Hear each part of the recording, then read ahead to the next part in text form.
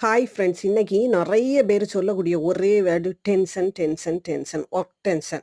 இந்த டென்ஷன் உள்ள வேர்ட உங்க மனசுலேருந்து மாத்தணும்னா, நீங்க என்ன பண்ணணும்னா, இந்த மாதிரியான ஒரு ஃபால்ஸுக்கு போய், நீங்க தனியா 1 ஹவர் அந்த ஃபால்ஸ்ல என்ஜாய் பண்ணி குளிக்கணுங்க. 1 இயர் டென்ஷனும் இந்த 1 ஹவர்ல ரிலாக்ஸ் ஆகும்.